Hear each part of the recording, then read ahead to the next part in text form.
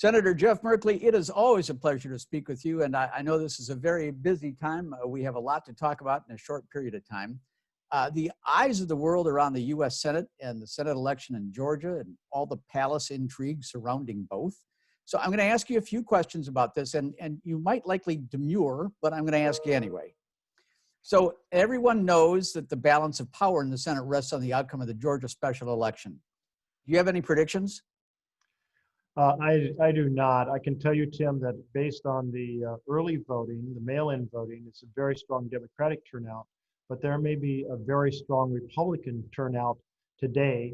And the balance of that, I've actually heard from several analyses in the last couple hours, is nobody knows how that equation will come out. Well, so we could talk about that, but let's move on to another thing. I'm not sure if you saw President Trump's speech last night in Georgia. It was ostensibly about the candidates, but it was really mostly about him and his efforts to overturn the presidential election. So, and last night and again today on Twitter, last night verbally and today on Twitter, he's been pressuring Vice President Mike Pence to do something constitutionally that he really can't when you meet tomorrow to certify the Electoral College. So explain to us in short layman's language, what's going to happen tomorrow and how it's going to play out. You bet. Under the Constitution, and it's the 12th Amendment, there is only one responsibility, and that is for us to gather together to count the votes. And the only role for the Vice President is to essentially preside over the counting of the votes. There is no provision that says the House and Senate can throw out votes from the state if they disagree with the outcome. There is an election law which says that the House and Senate can take a look at whether the certified results were properly certified and with the elector's position properly recorded. But that's it. There's supposed to be no political shenanigans in this. And I think there's already been huge scrutiny over the certification process of the electors.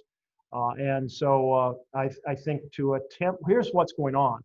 The idea is if you throw out enough electors, then no one has a majority. You throw the vote into the House of Representatives, where the vote is one state has one vote.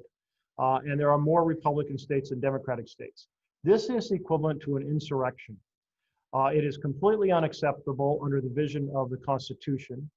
And we need to have Democrats and Republicans stand up together and reread the Constitution and know that our only role tomorrow is to count the votes. There's a lot of other things I could talk about, but our time is short here. So we've spoken before about your efforts to abolish the Electoral College. And I just saw one of your emails today saying, hey, sign my petition to abolish the Electoral College. So the last time we spoke about this and I asked you about it, you were very candid and you said, well, it's really not going to go anywhere.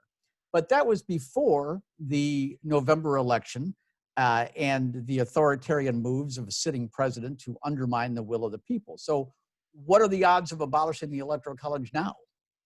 Well, there are two pathways. So one is a constitutional amendment. I filed a constitutional amendment. There is no chance of that going forward. The Republicans have benefited enormously from the bias involved in the Electoral College. Remember, that is a racist relic of the past, and it needs to go. But the Republican Party benefits from it, and they're not willing to let it go. The second is an interstate compact where the states decide to give their votes to whomever wins the popular vote.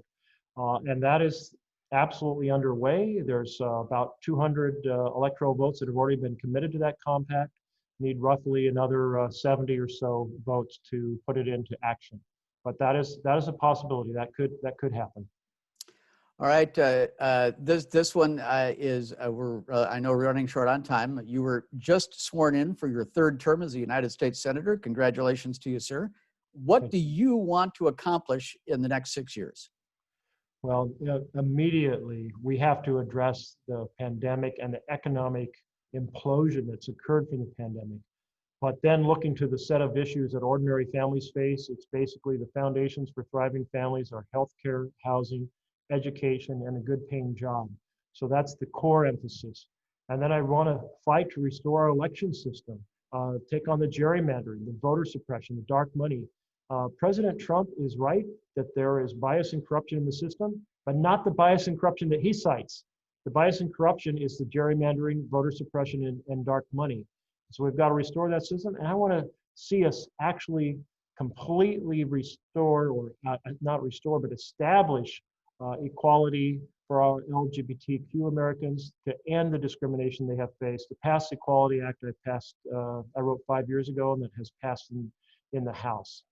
Finally, climate chaos is the challenge of humanity on this planet. We must drive a fast transition from fossil fuels to renewable energy. That's perhaps the single most important work by which we will be judged a generation from now. Well, Senator, I wish we had about 15 more minutes. I have a lot more questions, but we're out of time. Thank you very much. Good luck to you tomorrow. We'll talk again soon. Yeah, are you going to stay up tonight? Oh, absolutely. You bet. You bet. Are you? Okay, Are you?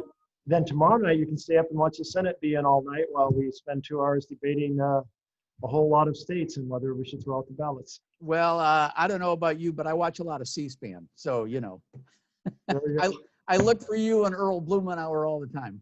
I'll turn to the camera and wave, and it'll be you on.